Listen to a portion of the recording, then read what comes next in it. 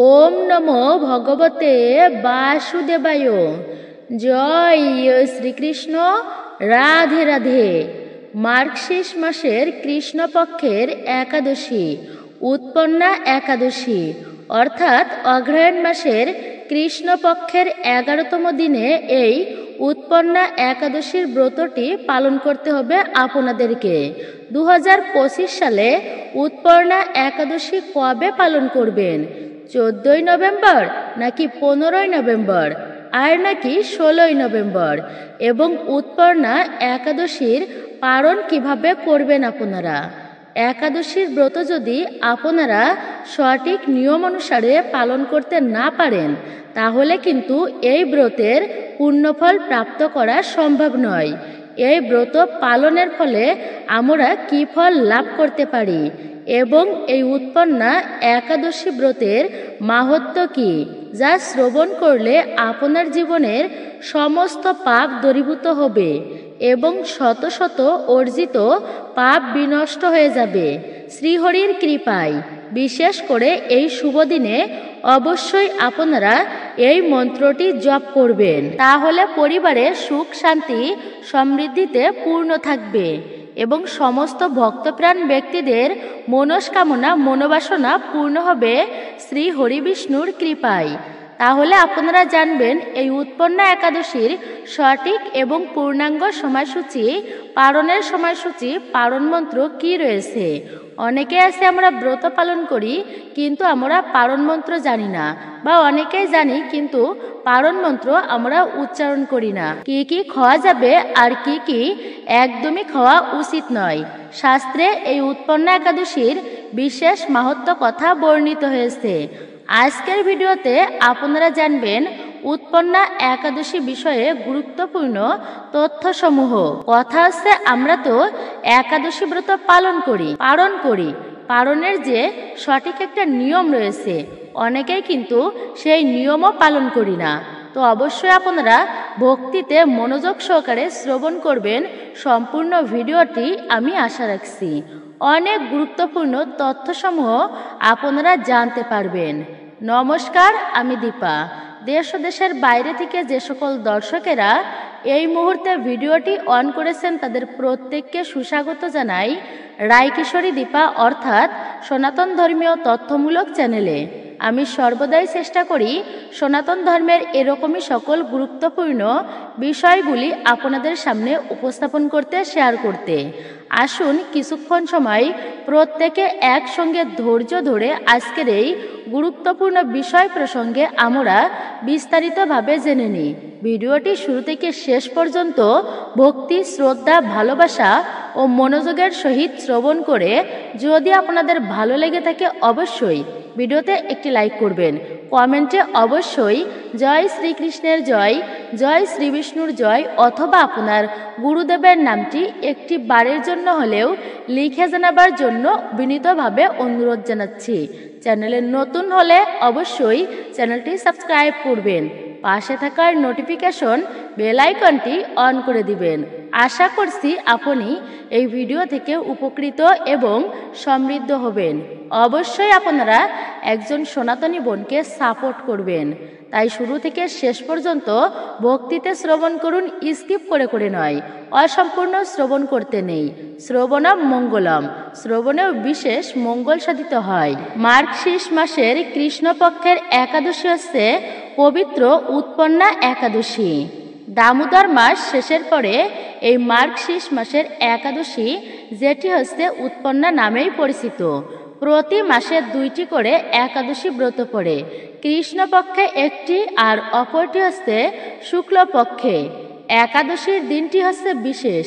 রবিবার যেমন সূর্যদেবের দিন, শনিবার যেমন শনিদেবের দিন, মঙ্গলবার যেমন হনুমানজির দিন, কিন্তু একাদশীর দিনটি হচ্ছে হরিবাসর অর্থাৎ হরিবাসর তিথি বলা হয়েছে।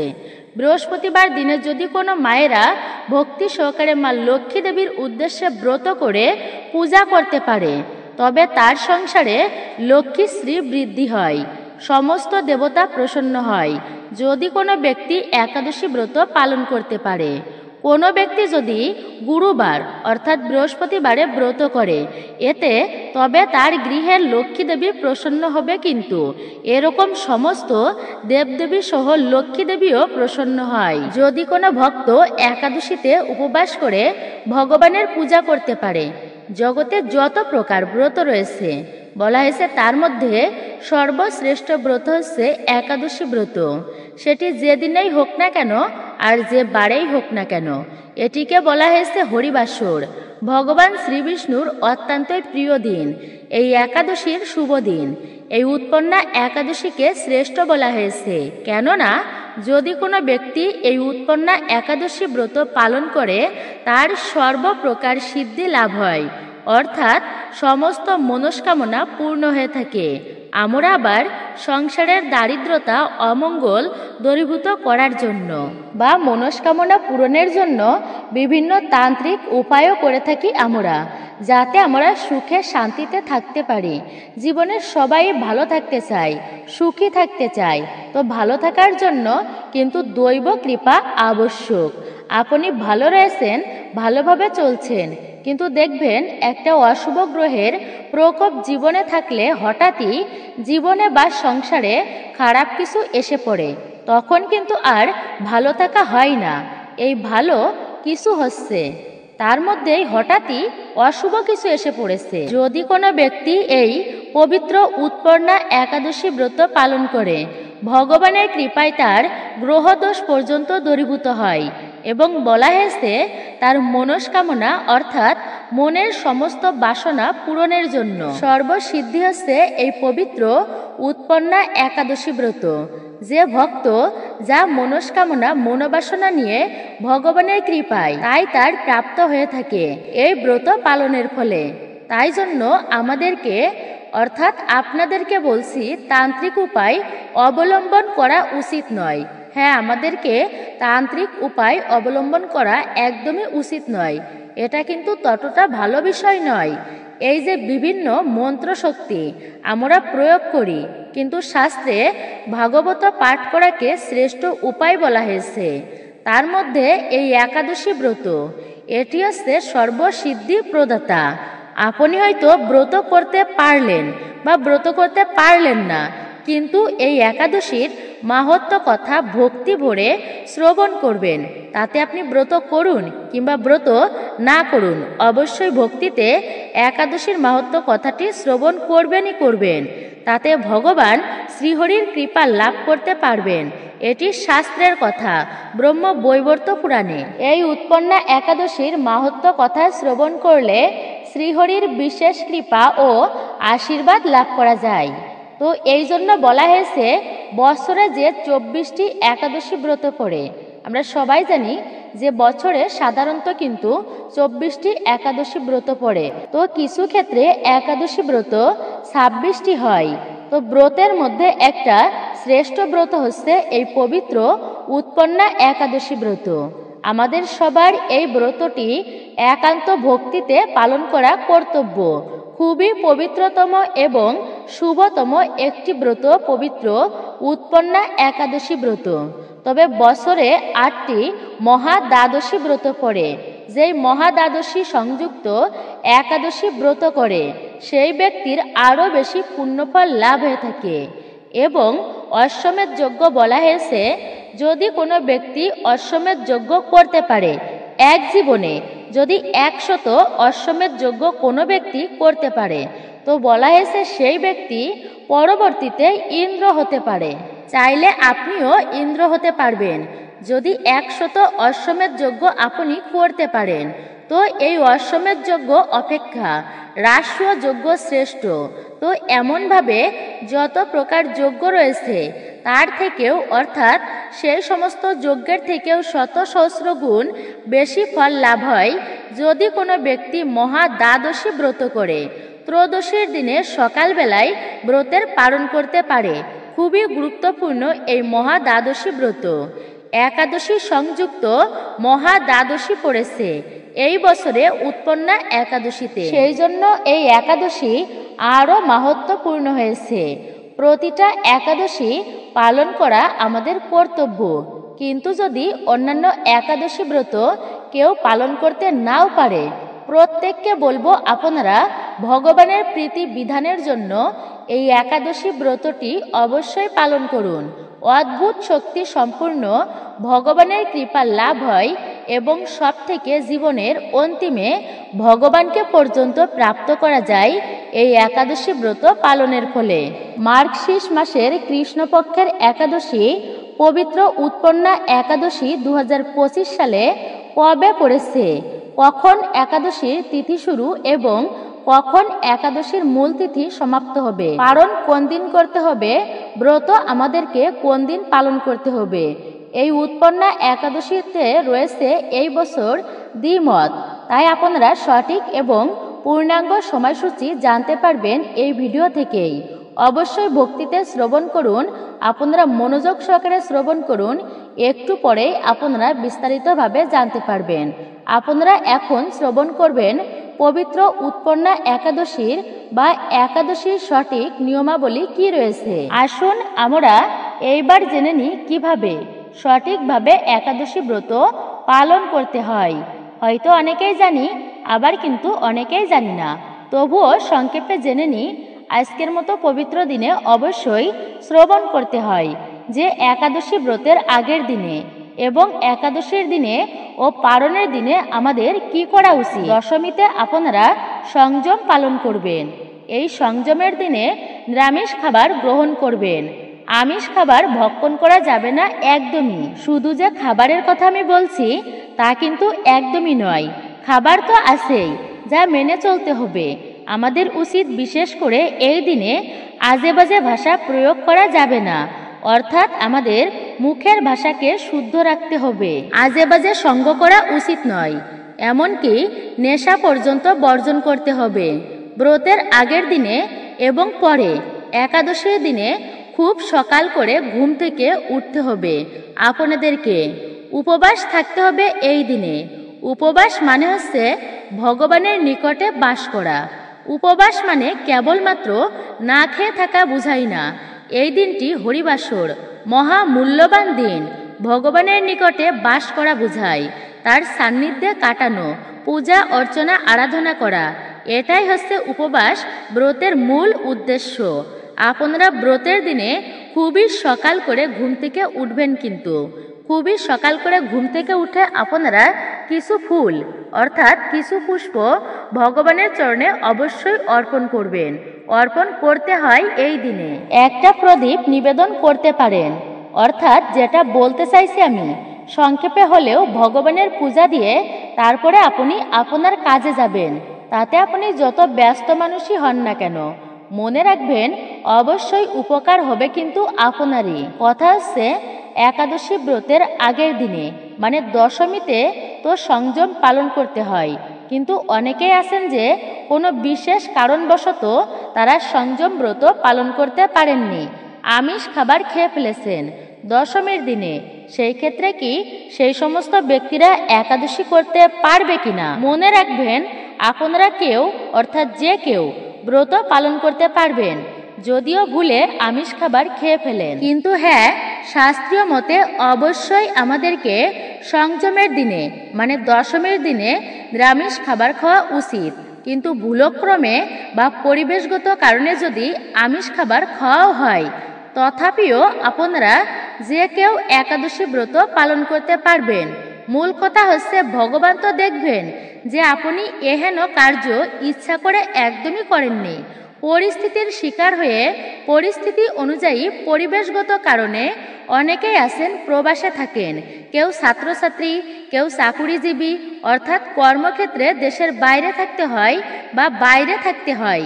সেক্ষেত্রে পরিবেশগত কারণে নিরামিষ খাবার খাওয়া হয়তো আপনার পক্ষে সম্ভব হচ্ছে না, কিন্তু উচিত তো আগের দিনে শুদ্ধ সাত্ত্বিক খাবার খাওয়া অর্থাৎ সাত্ত্বিক খাবার গ্রহণ করা। কিন্তু বলা হচ্ছে যে কেউ যে কোনো পরিস্থিতিতে আপনারা ব্রত পালন করতে পারবেন, তবে কিন্তু পবিত্রতাই শ্রেষ্ঠ। একাদশী ব্রতের দিনটি ভক্তি ভরে কাটিয়ে দ্বাদশীর দিনে পালন করবেন আপনারা।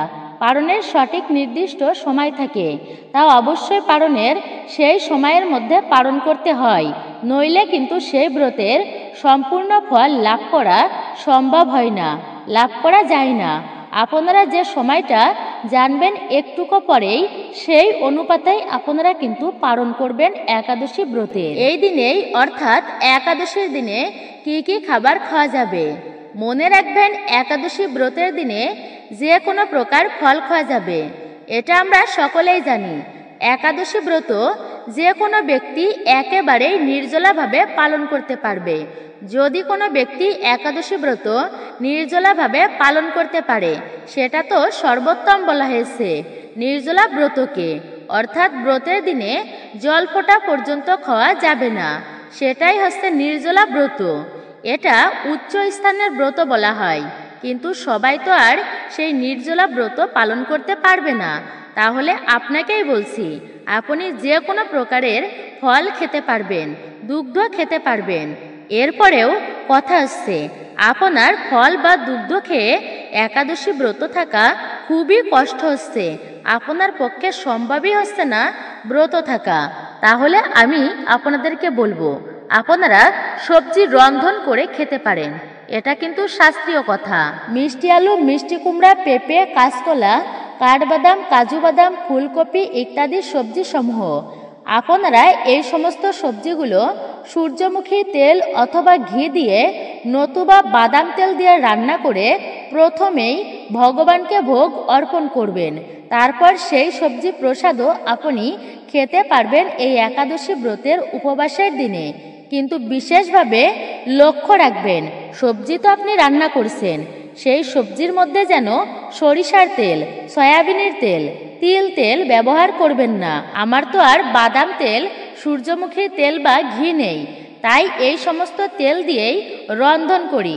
আপনারা কিন্তু এই ভুলটা একদমই করতে যাবেন না। নিশ্চয় জানেন যে একাদশী ব্রতের মতো পুণ্য দিনে যে খাবারগুলো ভুলেও খেতে নেই, তার মধ্যে হচ্ছে পঞ্চ রবিশস্য, যা ভুলেও খাওয়া যাবে না। সরিষা জাতীয় খাবার, ডাল জাতীয় সমস্ত প্রকার খাবার, ধান থেকে যত প্রকার খাবার হয়, পিঠা, পুলি, পায়েস, সুজি, চিড়া, মুড়ি, খই, অন্ন, এ সমস্ত খেতে নেই। গম থেকে যত প্রকার খাবার হয়, আটা, ময়দা, বিস্কিট, কেক, পাউরুটি, এগুলো খাওয়া উচিত নয়। ডাল, ছোলা, বুট, মাসকলাই, ছত্রাক, মাশরুম, সরিষার তেল থেকে যত প্রকার খাবার হয়, আমাদেরকে এই সমস্ত কিছুই বর্জন করতে হবে। একাদশী ব্রত করে ফুলকপি সবজির ভিতর দিয়ে আপনি রন্ধন করে খেতে পারেন, কিন্তু বাঁধাকপি খাওয়া যাবে না। যে কোনো প্রকার শাক খাওয়া যাবে না একাদশীর দিনে। ঢেঁড়স, বরবটি, সিম, এই সমস্ত খাবার বর্জন করতে হবে একাদশীর দিনে। এমনকি মধু পর্যন্ত একাদশীর দিনে খাওয়া নিষিদ্ধ বলা হয়েছে। তবে অনেকেই বলে থাকেন যে, আচ্ছা মাতাজি বলবেন কি, একাদশী ব্রত করে সাবুদানা খাওয়া যাবে কিনা? হ্যাঁ, একাদশীর দিনে অবশ্যই আপনি সাবুদানা খেতে পারবেন, সাবুদানা খাওয়া যাবে, কিন্তু শ্যামা চাউল খাওয়া যাবে না। অনেকেই ব্রত রেখে, আমি নিজে দেখেছি, শ্যামা চাউলের খিচুড়ি তৈরি করে তারা খেয়ে নেয়। মনে রাখবেন, এটি কিন্তু বর্জনীয়, এটি মহা পাপের বলা হয়েছে। ভুলেও কিন্তু শ্যামা চাউলের তৈরি খিচুড়ি আপনি এই দিনে খাবেন না, এটিকেও নিষিদ্ধ করা হয়েছে। এত পুণ্য এবং শুভ দিন, উৎপন্না একাদশীর দিন, এই দিনে কিছু কাজ করাকে একেবারেই নিষিদ্ধ করা হয়েছে এবং অশুভ বলা হয়েছে। তাতে আপনি ব্রত করেন কিংবা ব্রত না করেন, ভুলেও এই উৎপন্না একাদশীর দিনে আমাদের কখনোই করা উচিত নয় যে কাজগুলো।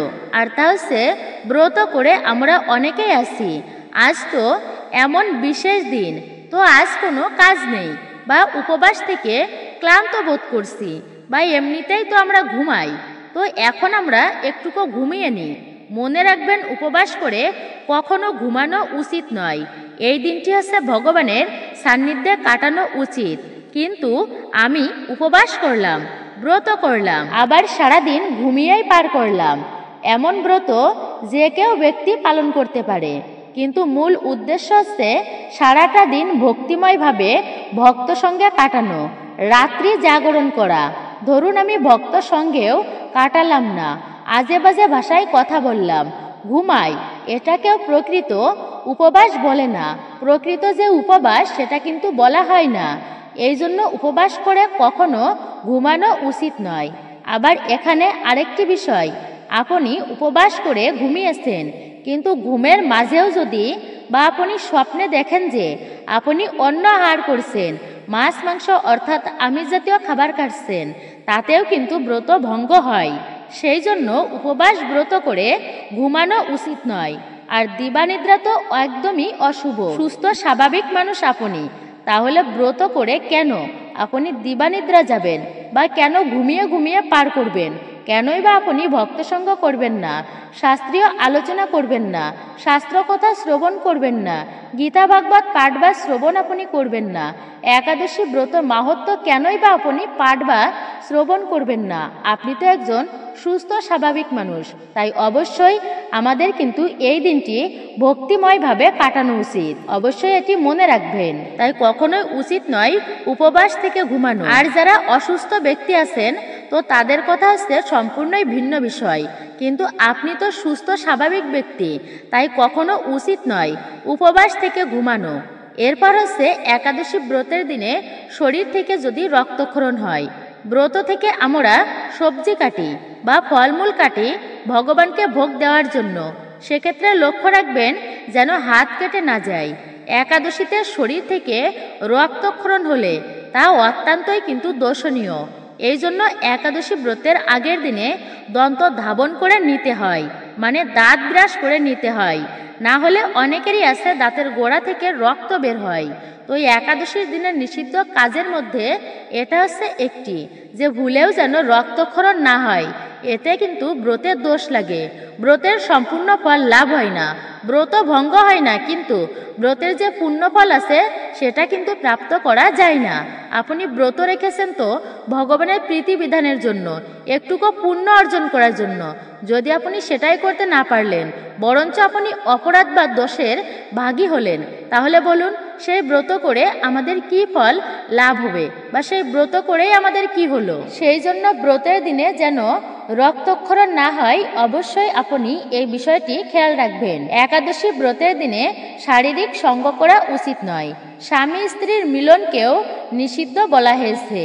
এবং শরীরে তেল ব্যবহার করা, বিশেষ করে সরিষার তেল হলেও একাদশী ব্রতের দিনে গায়ে মাখা যাবে না। সবজি রান্নাতেও ব্যবহার করা যাবে না সরিষার তেল, এতে কিন্তু একাদশী ব্রত ভঙ্গ হয়। এবং এই দিনে অবশ্যই সাবান শ্যাম্পু আপনারা ব্যবহার করবেন না। এবার আসি ভিন্ন কথায়। অনেকেই বলেন একাদশী ব্রত কি সধবা মায়েরা থাকতে পারবে, মানে সধবা মায়েরা কি একাদশী ব্রত করতে পারবে? যারা সধবা মায়েরা আছেন তারা যদি ব্রত করলে স্বামী সন্তানের অকল্যাণ ও অমঙ্গল হয়। অনেকেই আছেন এমন বলেন, এটা কতটুকু সঠিক আপনাদেরকে আমি বলছি। এমন ধরনের কোনো কথাই আপনারা কিন্তু একদমই কান দেবেন না। কোনো শাস্ত্রে এমন বলা হয়নি। কিছু কিছু মানুষ আছে তারা বলে থাকেন এমন কথা, যারা নিজেরা ব্রত পালন করেন না, অথচ অপরেরা যাতে ব্রত পালন না করে তাদের মাঝে বিভিন্ন রকমের গুণ ধরিয়ে দেন তারা, যাতে তারা ব্রত পালনটা না করে। যদি কেউ বলেন যে তুমি এই ব্রত করলে তোমার স্বামী সন্তানের অকল্যাণ অমঙ্গল হবে, তাহলে বুঝুন কে করবে এই ব্রতটা।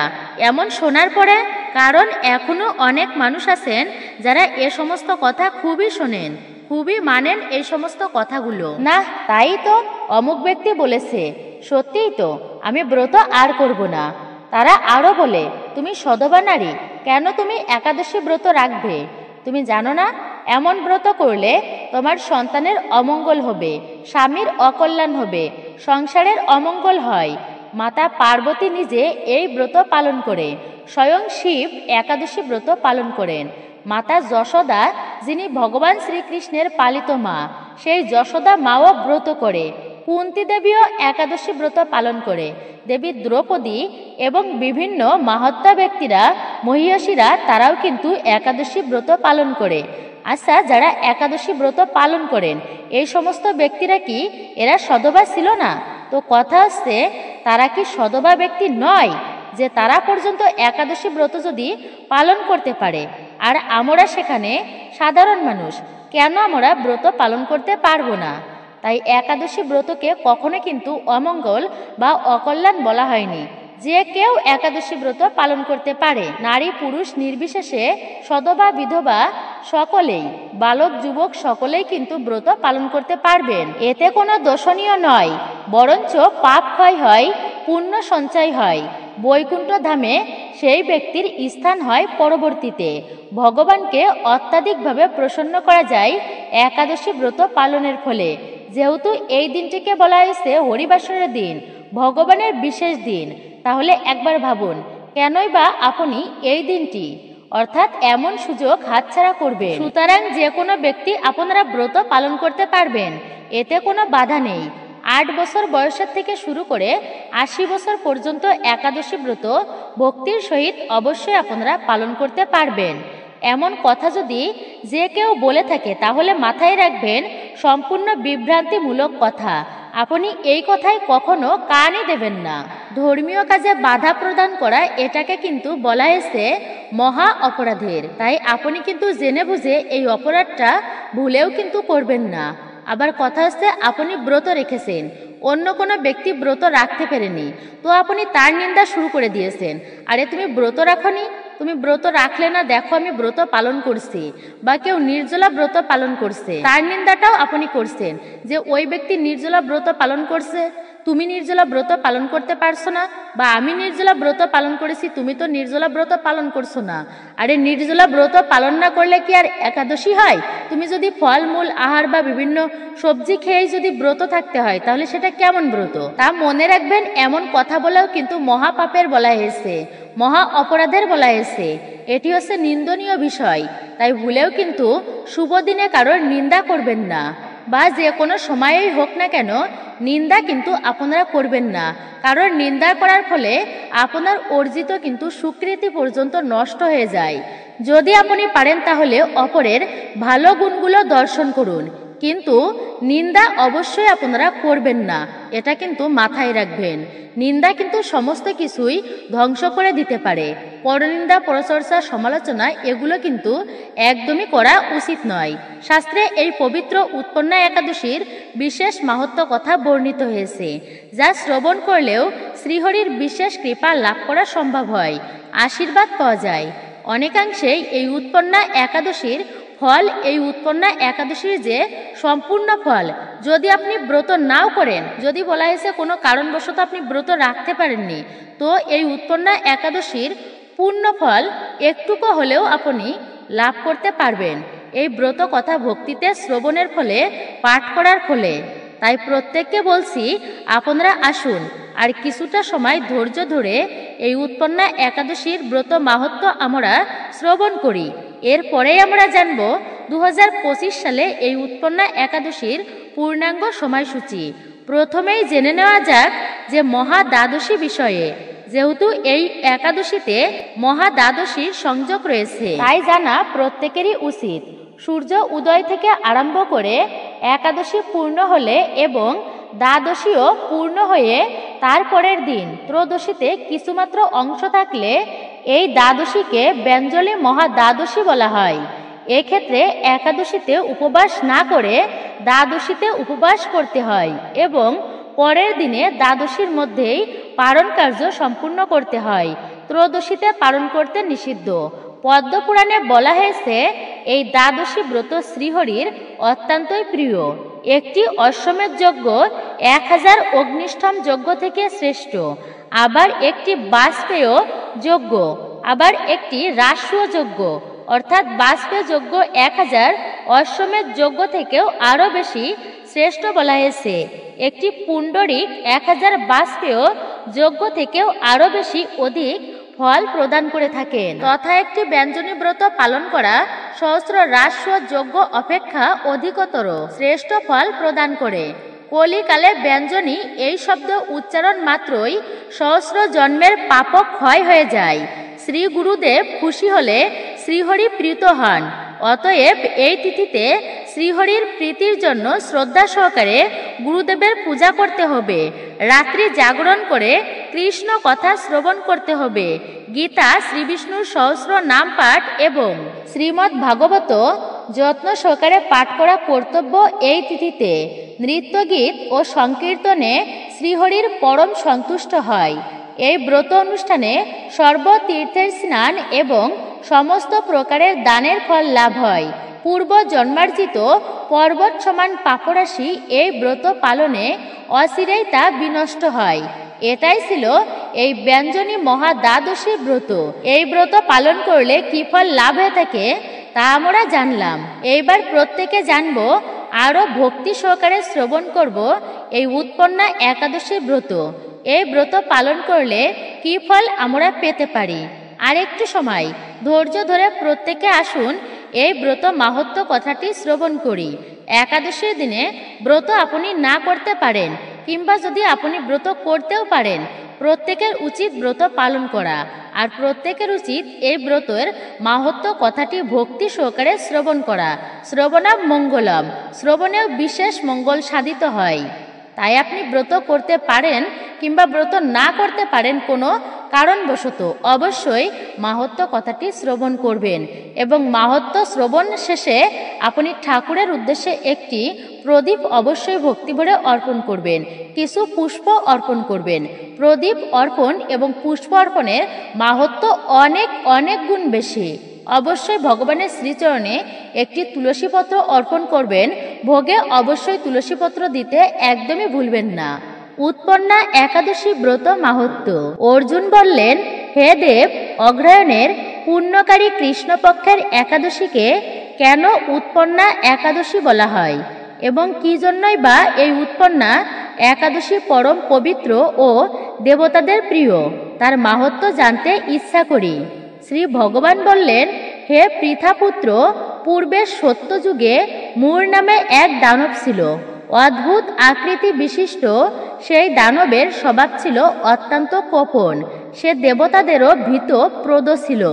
যুদ্ধে দেবতাদের এমনকি স্বর্গরাজ ইন্দ্রকে পর্যন্ত পরাজিত করে স্বর্গ থেকে বিতাড়িত করেছিল। এইভাবে দেবতারা পৃথিবীতে বিচরণ করতে বাধ্য হয়েছিল। তখন দেবতাগণ মহাদেবের কাছে গিয়ে নিজেদের সমস্ত দুঃখ সবিস্তারে বর্ণনা করলেন। শুনে মহাদেব বললেন, হে দেবরাজ, যে শরণাগত বৎসল জগন্নাথ গুরুধ্বজ বিরাজ করছে যেখানে, তোমরা সেখানে যাও। তিনি আশ্রিতদের পরিত্রাণকারী, তিনি নিশ্চয়ই তোমাদের মঙ্গল বিধান করবে। দেবাদিদেবের কথা মতো দেবরাজ ইন্দ্র দেবতাদের নিয়ে ক্ষীরসাগরের তীরে গমন করলেন। জলে শায়িত শ্রীবিষ্ণুকে দর্শন করে দেবতারা হাত জোড় করে তার স্তব করতে লাগলেন। স্তুতির মাধ্যমে নিজ নিজ দৈন্য ও দুঃখের কথা তারা ভগবানকে জানালেন। ভগবান নারায়ণ বললেন, হে ইন্দ্র, সেই মূর দানব কিরকম, সে কেমন শক্তিশালী তা আমাকে বলো। ইন্দ্র বললেন, হে ভগবান, প্রাচীনকালে ব্রহ্মবংশে তালজঙ্ঘা নামে এক অতি পরাক্রমী অসুর ছিল। তারই পুত্র সেই মূর অত্যন্ত বলশালী, ভীষণ উৎকট ও দেবতাদের ভয় উৎপাদনকারী। সে চন্দ্রাবতী নামে এক পুরীতে বাস করে। স্বর্গ থেকে আমাদের বিতাড়িত করে তার স্বজাতি কাউকে সে রাজা, কাউকে অন্যান্য দিকপাল রূপে প্রতিষ্ঠিত করে এখন সে দেবলোক সম্পূর্ণই অধিকার করেছে। তার প্রবল প্রতাপে আজ আমরা পৃথিবীতে বিচরণ করছি। ইন্দ্রের কথা শুনে ভগবান দেবদ্রোহীদের প্রতি অত্যন্তই ক্রোধান্বিত হলেন। তিনি দেবতাদের সঙ্গে চন্দ্রাবতী পুরীতে গেলেন। সেই দৈত্যরাজ শ্রী নারায়ণকে দর্শন করে পুনঃ পুনঃ গর্জন করতে লাগলেন। দেবতা ও অসুরদের মধ্যে তুমুল আকারে যুদ্ধ হয়ে গেল। যুদ্ধে দেবতারা পরাজিত হয়ে এদিক ওদিক পালিয়ে গেল। তখন যুদ্ধক্ষেত্রে শ্রী নারায়ণকে একা দেখে সেই দানব অসুরটি তাকে বলতে লাগলো, দাঁড়াও দাঁড়াও দাঁড়াও বলতে লাগলো তাকে। শ্রী ভগবানও ক্রোধে গর্জন করতে করতে বললেন, রে দুরাচার দানব, আমার বাহুবল দেখ। এই বলে অসুরপক্ষীয় সমস্ত যোদ্ধাদের দিব্য বাণের আঘাতে নিহত করলেন তিনি। তখন তারা প্রাণ ভয়ে নানা দিকে পালাতে লাগলো। সেই সময় নারায়ণ দৈত্য সেনাদের মধ্যে সুদর্শন চক্র নিক্ষেপ করলেন। ফলে সমস্ত সেনা ধ্বংসপ্রাপ্ত হলো। একমাত্র মূর দানবী জীবিত ছিল। সে অস্ত্রযুদ্ধে নারায়ণকেও পরাজিত করল। তখন নারায়ণ দৈত্যের সাথে বাহুযুদ্ধে লিপ্ত হলেন। এইভাবে দেবতাদের হিসাবে 1000 বছর যুদ্ধ করে ভগবানও তাকে পরাজিত করতে পারলেন না।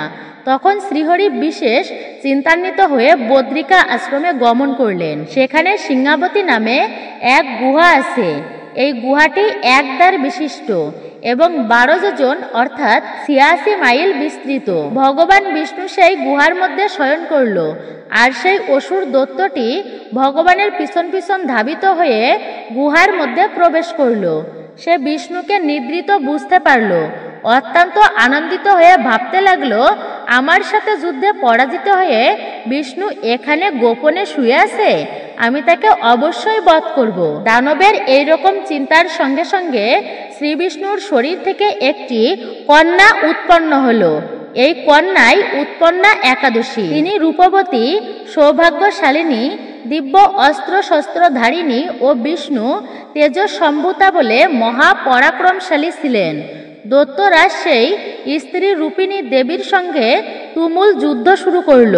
কিছুকাল যুদ্ধের পর দেবীর দিব্য তেজে অসুর ভস্মীভূত হয়ে গেল। তারপর বিষ্ণু জেগে উঠে সেই ভস্মীভূত দানবকে দেখে বিস্মিত হলেন। এক দিব্য কন্যাকে তার পাশে হাত জোড় করে দাঁড়িয়ে থাকতে দেখলেন তিনি। শ্রী বিষ্ণু বললেন, হে পরাক্রান্ত উগ্রমূর্তি, এই মূঢ় দানবকে কে বধ করল? যিনি একে হত্যা করেছেন তিনি নিশ্চয় প্রশংসনীয় কর্মই করেছেন। সেই কন্যা বললেন, হে প্রভু, আমি আপনার শরীর থেকে উৎপন্ন হয়েছি। আপনি যখন ঘুমিয়েছিলেন তখন এই দানব আপনাকে বধ করতে চেয়েছিল, তাই দেখে আমি তাকে বধ করেছি। আপনার কৃপাতেই আমি তাকে বধ করেছি প্রভু। এ কথা শুনে ভগবান বললেন, আমার পরাশক্তি তুমি একাদশীতে উৎপন্ন হয়েছো, তাই তোমার নাম হবে একাদশী। আমি এই ত্রিলোকে দেবতা ও ঋষিদের অনেক বর প্রদান করেছি।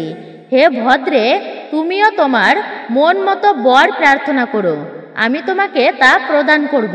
একাদশী বললেন, হে দেবেশ, ত্রিভুবনের সর্বত্রই আপনার কৃপায় সর্ববিঘ্ননাশিনী ও সর্বদায়িনী রূপে যেন পরম পূজ্য হতে পারি, এই বিধান করুন। আপনার প্রতি ভক্তিবশত যারা শ্রদ্ধা সহকারে আমার অর্থাৎ উৎপন্না একাদশী ব্রত উপবাস করবে তাদের সর্বসিদ্ধি লাভ হবে, এই বর প্রদান করুন প্রভু। বিষ্ণু বললেন, হে কল্যাণী, তবে তাই হোক। উৎপন্না নামে পরিচিত তোমার ব্রত পালনকারীর সমস্ত ইচ্ছা পূর্ণ হবে। তুমি তাদের সকল মনোবাসনা পূর্ণ করবে, এতে কোনো সন্দেহ নেই। তোমাকে আমার শক্তি বলে মনে করি, তাই তোমার ব্রত পালনকারী সকলে আমারই পূজা করবে। এর ফলে তারা মুক্তি লাভ করবে। তুমি হরিপ্রিয়া নামে জগতে প্রসিদ্ধ হবে। তুমি এই ব্রত পালনকারীর শত্রু বিনাশ, পরম গতি দান এবং সর্বসিদ্ধি প্রদান করতে সমর্থ হবে। ভগবান বিষ্ণু এইভাবে উৎপন্না একাদশীকে বর প্রদান করে অন্তর্হিত হলেন। সমস্ত ব্রতকারী ভক্তি পরায়ণ হয়ে এই উৎপন্না একাদশী মাহাত্ম্য ও উৎপত্তির কথা শ্রবণ কীর্তন করলে শ্রীহরির আশীর্বাদ লাভে সেই ব্যক্তি ধন্য হবেন। এইবার আসুন আপনারা জানবেন এই 2025 সালে উৎপন্না একাদশী আপনারা কোন দিন পালন করবেন। অবশ্যই শ্রবণ করুন ভক্তিতে পূর্ণাঙ্গ সময়সূচি। 2025 সালে এই উৎপন্না একাদশী ব্রতটি আপনাদেরকে পালন করতে হবে। 15ই নভেম্বর শনিবার দিন পালিত হচ্ছে উৎপন্না একাদশী ব্রতটি। আপনারা শনিবার দিন ভক্তি শ্রদ্ধার সহিত ব্রত পালন করবেন। আর পরের দিন 16ই নভেম্বর রবিবার এই উৎপন্না একাদশীর পালন করতে হবে। একাদশী তিথি শুরু হচ্ছে 27শে কার্তিক 14ই নভেম্বর শুক্রবার রাত্রি দশমীর রাত্রি 4টা14 পর্যন্ত দশমী থাকবে। আর তারপরেই শুরু হচ্ছে একাদশী তিথি। আর এই একাদশী তিথি সমাপ্ত হবে 28 কার্তিক 15ই নভেম্বর শনিবার শেষ রাত্রি 4টা51 পর্যন্ত একাদশী তিথি থাকবে।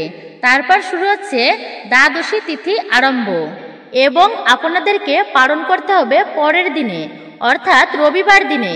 সূর্য উদয় থেকে শুরু করে 10টা39 মধ্যে আপনাদেরকে পালন কার্য সম্পূর্ণভাবে সমাপ্ত করতে হবে।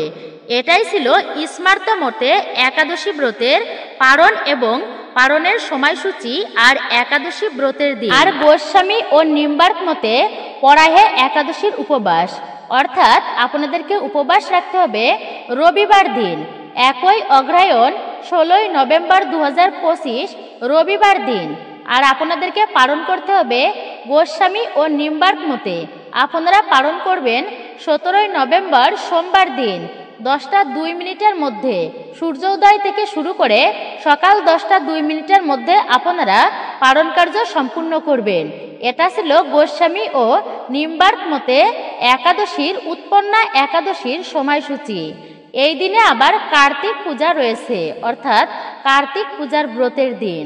একাদশীর পালন কিন্তু খুবই একটা গুরুত্বপূর্ণ বিষয়। অনেকেই আছি আমরা ব্রত পালন করিনি, আচ্ছা আমরা তো ব্রত পালন করলাম, তা পালনের প্রতি অতটা কিন্তু গুরুত্ব দিই না, এটাও অনেকেই কিন্তু আছি। তো মনে রাখবেন পালন কিন্তু একটা মহা গুরুত্বপূর্ণ বিষয়। যদি আপনি সঠিক সময়ের মধ্যে পালন কার্য সম্পূর্ণ করতে না পারেন, তাহলে ব্রতের পুণ্যফল প্রাপ্ত করা কিন্তু কখনোই যাবে না, এটা অবশ্যই মনে রাখবেন।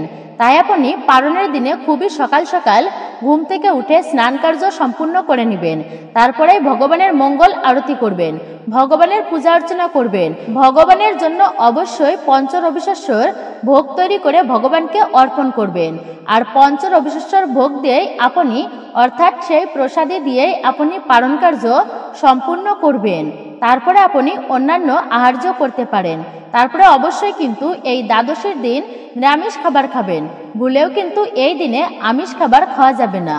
আর একাদশী ব্রতের পালন আপনারা সম্পূর্ণ করবেন এই মন্ত্রে, ওম একাদশাম নিরাহার ব্রতে নানেন কেশব প্রসিদ সুমুখনাথ জ্ঞান দৃষ্টি প্রদভব। এই মন্ত্রটি 3 বার উচ্চারণ করে ব্রতের পালন কার্য সম্পূর্ণ করবেন, ভগবানকে পঞ্চরবিশস্য অর্পণ করে। মুনি ঋষিরা পর্যন্ত কিন্তু ব্রত পালন করে সঠিক সময়ের মধ্যে পালন কার্য সম্পূর্ণ করত। তাই যে সময়টা আমি আপনাদের সাথে তুলে ধরেছি, অবশ্যই আপনারা সেই সময়ের মধ্যে পালন কার্য সম্পূর্ণ করবেন। তাতে আপনি যেদিনেই ব্রত রাখুন না কেন, সেই সময়ের মধ্যে কিন্তু পালন কার্য সম্পূর্ণ করা অবশ্যই কর্তব্য। হরে কৃষ্ণ কৃষ্ণ কৃষ্ণ হরে হরে, হরে রাম রাম রাম হরে হরে। জয় শ্রীকৃষ্ণ, রাধে রাধে। তো মূলত এটাই ছিল আমাদের আজকের এই ভিডিওটি আপনার কাছে কেমন লেগেছে তা মূল্যবান মতামত জানাতে কিন্তু একদমই ভুলবেন না। চ্যানেলে নতুন হলে অবশ্যই চ্যানেলটি সাবস্ক্রাইব করে দিবেন, পাশে থাকা নোটিফিকেশন বেল আইকনটি অল করে দিবেন। সকলে ভালো থাকুন, সুস্থ থাকুন, পরম করুণাময় ঈশ্বরের অশেষ কৃপায়। অবশ্যই ভিডিওতে একটি লাইক করবেন, কমেন্টে আপনার গুরুদেবের নামটি লিখে জানাতে একদমই ভুলবেন না। আবারও আপনাদের সাথে কথা হবে নতুন কোনো ভিডিওর প্রসঙ্গে। নতুন পুরাতন সকলকেই অসংখ্য ধন্যবাদ আমাদের সাথে থাকার জন্য এবং আমাদের চ্যানেলের ভিডিওটি দেখার জন্য।